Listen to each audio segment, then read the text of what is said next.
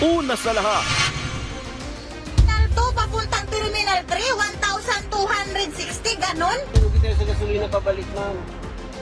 1-1 na lang, sige 1-1. umalma ang mga pasahero ng taxi sa NAIA dahil sa grabing singil ng driver.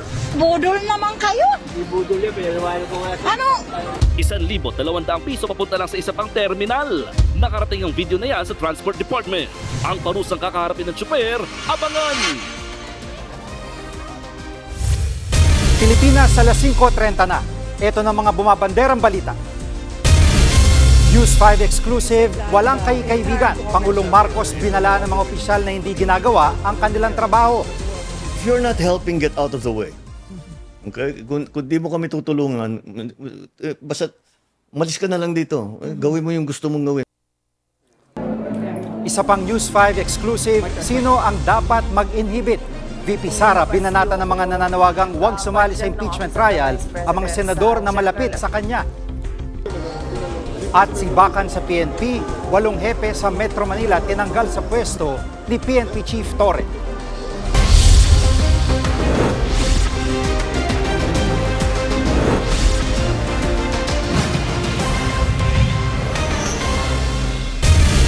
Binanata ni Vice President Sara Duterte ang mga nananawagan na mag-inhibit o huwag lumahok sa impeachment trial ang mga senador na malapit sa kanya. Nangunguna sa balita si News 5 Mindanao correspondent Bril Montalvo, exclusive. Bril, ano mga sinabi ng Vice Presidente? Gigi, eksklusibo ko ngang nakapanayam si Vice President Sara Duterte nang pangunahan niya ang panunumpa ng mga nanalong opisyal nitong nakaraang eleksyon dito sa Davao City. Sinagot niya ang panawagan ng ilan na mag-inhibit o huwag nang lumahok bilang Senator Judge sa kanyang impeachment case sina Senator Robin Padilla at Senator Amy Marcos. Ayon sa bise, dapat sigurong ibigay ang benefit of the doubt sa lahat ng mga senador sa kanilang trabaho. Narito ang kanyang pahayag. Kung disqualify natin, no, ipapa-inhibit natin ang mga bias na senators, madami tayong ipapa-inhibit din. Tulad ni Senator Risa Ontiveros na sa isang public speech niya ay sinabi, kailangan sirain ang mga Duterte. Si Senator Chis Escudero, si Senator Pimentel na nagsabi, ano ba sinabi sa akin? Unhinged. Parang yun ba ang term na ginamit sa akin? Basta ang sinabi ay lukaret. Hinihintay pa raw ng bise ang abiso ng kanyang legal team kung pupunta siya o hindi sa Senate Impeachment Court. Handa naman daw ang kanyang defense team. Sinagot din ng bise ang rekomendasyon na inihain ng komite sa Kamara para pasampahan siya ng kasong plunder at iba pa dahil sa umunoy maling paggamit ng confidential funds sa OVP at DepEd noong siya pa ang kalihim. Sabi niya kung sa kanya lang daw, okay lang dahil siya ay politiko at gusto niya rin daw sumagot sa loob ng korte. Pero naaawa raw siya sa ilang empleyado niya na nadadamay, binabantaan at nahaharas. Pinatutsadahan naman ng Vice si Palace Press Officer Undersecretary Claire Castro kasunod ng pahayag nito tungkol sa taong manggagamit at willing magpagamit. Narito ang kanyang sinabi. Si Claire Castro, pinsan ni Franz Castro, at pag Castro family, yung dalawa lang naman yan sila sa pamilya na yan, Claire Castro at Franz Castro, wala na talagang maganda at tama na lalabas dyan galing sa bibig nila. Sabi ko nga, di ba, ano sabi ko? Garbage in, garbage out. Pagdating dyan sa dalawang Castro na yan. Tungkol naman kay dating Pangulong Rodrigo Duterte na nakakulong pa rin sa ICC sa The Hague, hindi pa raw alam ni VP Sara kung saang bansa posibleng ilipat ng kanyang ama sakaling payagan ng ICC ang hiling nitong pansamantalang kalayaan. Umaasa raw ang bise na pakikinggan ito ng ICC at magiging patas sila sa pagdidesisyon. Gigi. Yan ang ulat ni Bril Montalvo mula sa Davao City. Sinagot naman ng Malacanang ang mga pahayag ni VP Sara. Ayon kay Palace Press Officer Undersecretary Claire Castro, nakakalungkot na ang bise ay nagpapakalat ng fake news. Sabi ng bise, magpinsan sina Yusek Castro at ACT Teachers Party List Representative Franz Castro. Pero una nang pinaliwanag ni Yusek Castro na pareho lang sila ng apelido ng kongresista at hindi sila magkaano-ano. Tungkol naman sa payag ng bise na bigyan ng benefit of the doubt ang mga senador pagdating sa trabaho, sabi ni Jose Castro, makikita naman ng taong bayan kung sino-sino mga bias at mga nagtatrabaho. Nagiging source of fake news na po or disinformation ang ating Vice Presidente at hindi ito maganda para sa kanya bilang pangalawang nakakataas na leader ng bansa. Sana wag manatili ang pagiging source niya ng fake news bilang Vice Presidente. Sinibak sa pwesto ni PNP Chief Nicolas Torre ang 8 hepe sa Metro Manila dahil bigo silang patupad ang 5-minute response time. Nangunguna sa balita si Brian Castillo. Brian, sa mga lugar naka-assign ang mga tinanggal na hepe?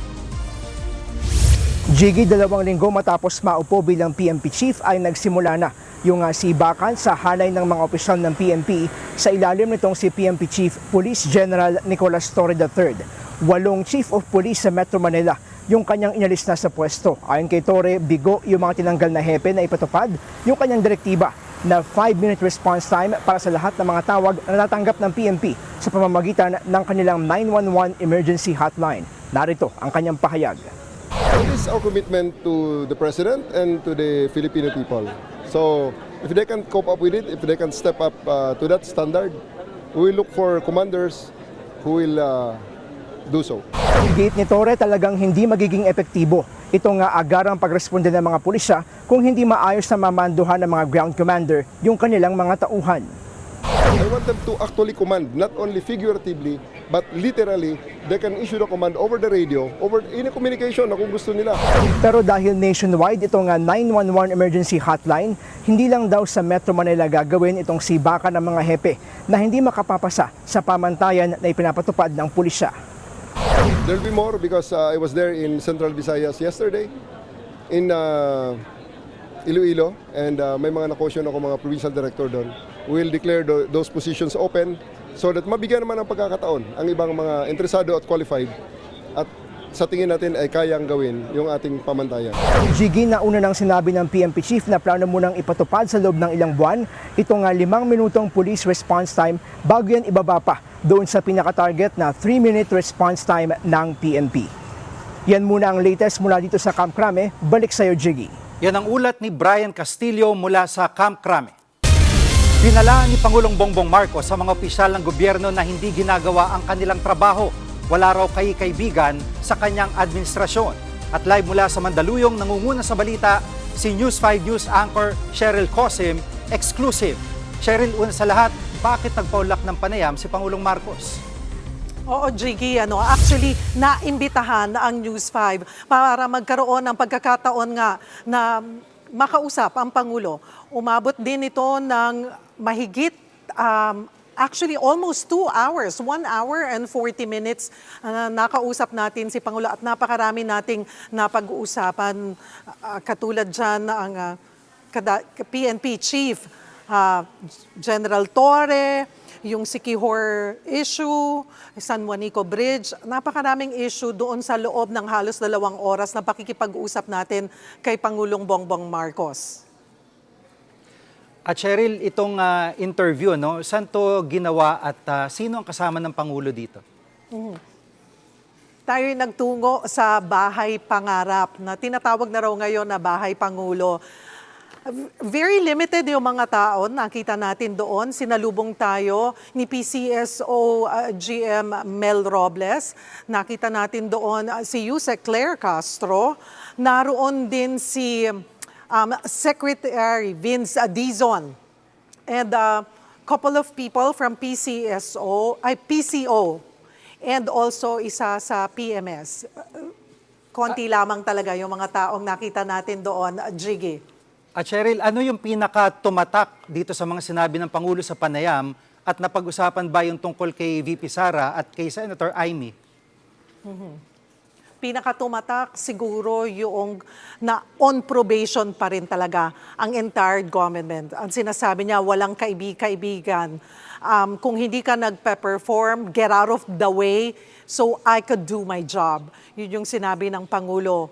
As per doon kay VP Sara, napag-usapan natin ang impeachment Pero hindi mismo direkta kay VP Sara, maging kay Senator Amy, ang malinaw doon sa naging panayam natin kay Pangulong Bongbong Marcos ay ayaw niyang pag-usapan ng politika and more of yung klase ng trabaho ngayon na ginagawa niya ng kanyang administrasyon. Yan po ang ulat ni News 5 News Anchor Cheryl Cosing.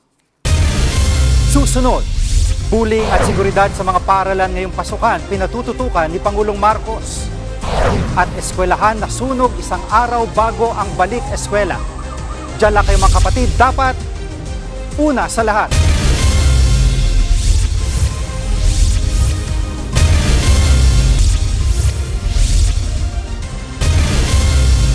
Balik eskwela na. Pinatututukan ni Pangulong Bongbong Marcos ang kalidad ng edukasyon at seguridad sa mga paaralan. Nangunguna sa balita si Kari Cator. Kari, saang paaralan bumisita ang Pangulo at anong kanyang mga bilin? Jiggy, personal ngang bumisita si Pangulong Bongbong Marcos dito sa Epifanio de los Santos Elementary School sa Maynila kanina. Inisa-isa niya ang mga classroom kasama si Education Secretary Sonny Angara. Sa kabuuan, maganda naman daw ang kalagayan ng mga estudyante sa paaralan. Pero inatasan pa rin ng Pangulo ang iba't ibang ahensya ng gobyerno na paigtingin pa ang kalidad ng edukasyon, gayon din ang seguridad ng mga estudyante, pati na sa ibang mga eskwelahan. Narito ang pahayag ng Pangulo. Ang mga eskwelahang may internet lamang ay mga 60%, napakababa. Ang problema talaga, kuryente. Kaya aayusin natin yan, dahan-dahan makikita natin magiging 100% yan lahat. Pinatututukan din ng Pangulo ang bullying o cyberbullying sa mga eskwelahan. Pagdating naman sa workload ng mga guro, kukuha tayo ng 20,000 bagong guro. Tapos kumuha naman tayo para nga may katumbas na hiring doon sa administrative duties, 10,000 naman. Bago pa man dumating si PBBM dito kanina, nag-inspeksyon na rin si Angara sa paaralan. Kabilang sa mga tiningnan niya ang mga comfort room dito. Prioritize yung mga CR dahil yun ang pag hindi malinis ang CR, hindi tumatakbo ang tubig, doon nagmumula yung sakit. So yun ang concern ng ating Pangulo. Isa pa sa mga napansin ni Angara ang mga nakapaskil na visual aid at dekorasyon sa mga pinto, dingding at bulletin board ng mga classroom. Bagay na ngayon na lang din daw ulit nagawa dahil ipinagbawal ito ni Vice President Sara Duterte noong siya pa ang nakaupong kalihim ng DepEd. Jiggy, ngayong school year lang ulit ibinalik sa Hunyo hanggang Marso ang pasukan sa bansa matapos ang higit 5 taon. Balik sa'yo. Yan ang ulat ni Kari Cator mula sa Maynila. Kakulangan ng silid-aralan ang pangunahing problema sa Nagpayong Elementary School sa Pasig City. Ito ang pinakamalaking public elementary school sa buong bansa. Nangunguna sa balita si Mon Gualvez. Mon, anong diskarte ng mga guro dyan? Jiggy, staggered shifting o hindi sabay-sabay na oras ng pasok ang solusyon nitong Nagpayong Elementary School dito sa Pinagbuhatan, Pasig sa dami ng kanilang mga enrollees. Ngayon kasing school year 2025 to 2026, umaabot ng halos 12,000 ang mga mag-aaral dito, kaya tinuturing itong pinakamalaking public elementary school sa buong bansa. Kung tutusin, meron pa rin namang pang-umaga at pang-hapon na shift. Pero meron dyan na mga klase na nag-uumpisa kagad ng alas 6 pala ng umaga, habang meron din papasok pa lamang ng alas 6:30 at meron ding alas 7 ng umaga. Sa panghapon naman, may pumapasok ng alas 12 ng tanghali, alas 12:15 ng tanghali at alauna naman ng hapon. Bukod kasi sa problema sa silid-aralan, malaking hamon din sa paaralan kapag oras ng transition o palitan na ng shift. Dahil masikip ang daanan ng mga estudyante, kaya siksikan naman ang nagiging eksena. Sa flag raising ceremony nga kanina, abay shifting din ang naging eksena, no? 15 sections lamang ng grade 6 ang dumalo para magkasya sa kanilang covered court. Pero sa kabila ng overpopulated na bilang ng mga estudyante, tumatanggap pa rin ng enrollees itong Nagpayong Elementary School, lalo na sa mga balik-aral o yung mga tumigil sa pag-aaral pero uunahin lang daw muna nila ang mga taga-Pasig. Narito ang pahayag ng kanilang school principal. Basic requirements ng, let's say, barangay, and then yung homeowner association na talaga taga-Pasig yung mga bata. Para hindi naman congested masyado. Meron namang ibang eskwela na mas malapit sa kanila. Samantala, ginagawa naman daw ng paraan ng mga guro yung mga sirang armchairs para may magamit pa rin kahit papano ang mga bata gaya na lamang ng pagtatali dito. Sapat naman din daw, Jiggy, yung bilang ng mga guro at mga learning materials, lalo't hindi rin naman daw umaabot ng 50 ang kada section dito sa Nagpayong Elementary School. Balik sa iyo, Jiggy. Yan ang ulat ni Mon Gualvez mula sa Pasig City.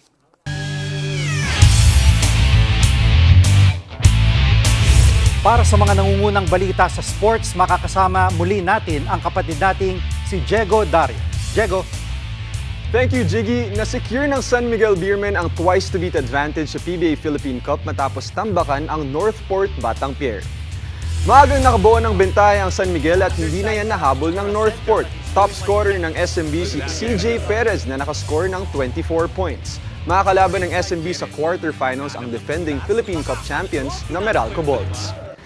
Tinambakan din ng Barangay Ginebra ang Rain or Shine Elasto Painters. Nag-init si Stephen Holt para sa Gin Kings matapos ang 27 puntos. Makakalaban ng Gin Kings ang Converge Fiber Xers sa quarterfinals. At yan ang nangungunang balita sa sports. Ako po si Diego Dario. Susunod, violation sa NCAP pwede nang ma-check online. At taxi driver na sobrang maningil sa NAIA pinagpapaliwanag. Huwag kayong bibitiw, dapat una sa lahat.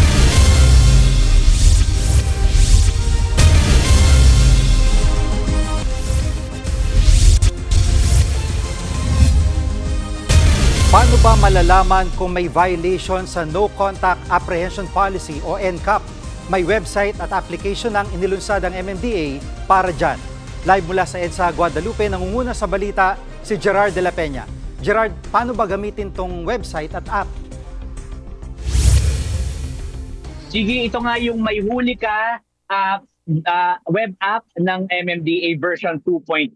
Paano ito ma-access? I-type lamang sa inyong browser mayhulika.mmda.gov.ph para malaman mo kung meron kang violation sa ilalim nga nitong No Contact Apprehension Policy. Ang kailangan mo lang gawin pagpasok mo doon ay i-type yung plate number o yung conduction number ng iyong sasakyan, pati na rin yung MV file number para makita nga kung ikaw ay may violation. Sa pamamagitan ng website na ito ay step-by-step na malalaman kung paano yung proseso doon sa pagbabayad. Pwede ring mag-request dito ang isang motorista ng via email para padalhan siya ng kanyang citation ticket doon sa violation na ginawa niya.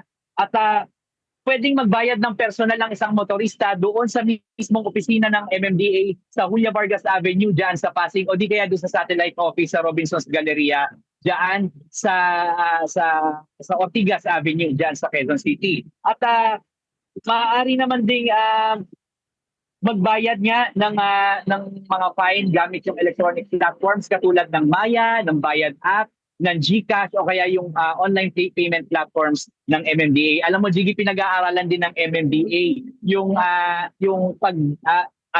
pag-require o pag-uubliga na lang sa motorista na gumawa ng community surveys bilang kabayaran doon sa violation. Pero pinag-aaralan pa yung mga detalye nito. Sabi rin ng MMDA, napaka-importante nga nitong NCAP dahil hindi raw nila kayang bantayan ang lahat na lumalabag sa batas trapiko. Kabilang na nga itong isang sasakyan na 309 times na pumasok dito sa EDSA busway.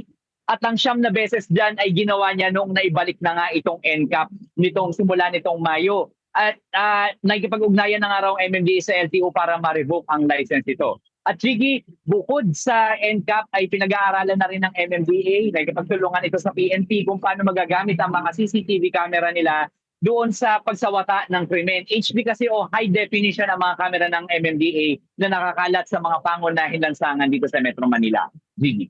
At Gerard, tong nilunsad na website ay iba pa ba ito dun sa unang website ng MMDA? Sige, iba ito doon sa naunang website in a sense na yung ngayon kasi ay nag-require ito ng MV file number. So bukod sa plate number, merong MV file number. Dahil kapag wala nung MV file number, ilalabag na ito doon sa Data Protection Act o Data Privacy Act. Dati kasi pwede nating ilagay lang kung anong plate number ang maisipan natin. Pero ngayon dahil may MV file number ay ina-assume na ng pamahalaan na may consent ng may-ari na sakyan na tingnan yung kanyang datos patungkol dito sa mga huli gamit ang NCAP. Jiggy. Yan po ang ulat ni Gerard de la Peña live mula sa EDSA, Guadalupe. Sumusuko na pati ang ilang generator set sa gitna ng krisis sa kuryente sa Siquijor. Nangunguna sa balita si Rainiel Pawi. Rainiel, nagagamit ba mga pinadalang genset ni Pangulong Marcos? Gigi, na ikabit naman na ang mga generator pero gaya ng dati, hindi ito pang matagalang solusyon. Lalo't ilang ulit na rin daw nararanasan ng SIPCOR na masiraan ng genset dahilan ng patay-sinding supply ng kuryente sa isla. Maagang ininspeksyon ng resort manager na si Gretchen Bulay-Bulay ang kanilang portable generator set. Simula na magkaroon ng matinding power interruption sa Siquijor noong isang buwan, wala na rin umanong palya ang pagtakbo ng genset. Kasi yung generator namin, sir, nasira siya kasi every 4 hours may burn out, tapos after that may burn out na naman. So ngayon kailangan pa namin siyang ipa-check sa technicians. Kaya naman sa nakalipas na isang buwan, umabot ng 150,000 pesos ang budget nila para sa gasolina ng generator. For one day, sir, makakonsume kami ng 4 gallons or 5 gallons, sir. 1,000 per gallon, sir. Nitong nakaraang linggo, dumating na ang mga generator mula Laguna at Palawan. Kaya naman ang dating 6 hanggang 8 oras na rotational brownout naging Kanina sa mga 1 hour siguro, sir, tapos bumalik din naman siya kaagad. Kaya ang lokal na pamahalaan ng Siquijor nananawagan na sa pamilya Villar na siyang nagpapatakbo ng SIPCOR o Siquijor Island Power Corporation. Senator Mark, we are a good friend, but please ayusin ninyo ang SIPCOR dito sa Siquijor para hindi masira ang aming probinsya. Sabi pa ng kongresista, 4 na beses na silang nakipag-usap sa mga Villar, ngunit hindi rin natagunan ang power crisis. Wala pang tugon ang pamilya Villar sa pahayag ni Congressman Villa. Nakipagdialogo na o nakikipagdialogo na ang Siquijor government sa 3 power companies para maging karagdagang electric provider ng isla. Sa utos ni Pangulong Bongbong Marcos, kinakailangang masolusyonan ng SIPCOR ang problema sa loob ng 6 na buwan. Gigi, karamihan sa mga negosyo rito ay tourism-related. Sa tansya ng mga lokal at negosyante, bumaba sa kalahating porsyento ang kanilang kita simula na magkakrisis sa kuryente. Mula rito sa Siquijor, Rainiel Pawid, News 5. Yan ang ulat ni Rainiel Pawid mula sa Siquijor.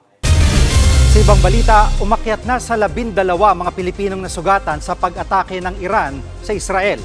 Ayon sa Embahada ng Pilipinas sa Tel Aviv, isa sa kanila ay kritikal ang lagay. 18 Pinoy na ang napauwi ng ating gobyerno mula sa iba't ibang lugar sa Middle East. Pero naghahanda pa rin para sa mass repatriation. Patuloy ang pambobomba ng 2 bansa sa isa't isa. Pinuntirya ng Iran ang oil refinery ng Israel habang ang Israel pinilay ang military infrastructure ng Iran. Nag-ugat ang gulo sa pambobomba ng Israeli Defense Forces sa ilang military at nuclear sites ng Iran noong Huwebes. Napatay sa raid ang ilang nuclear scientist at matataas na opisyal ng Armed Forces ng Iran.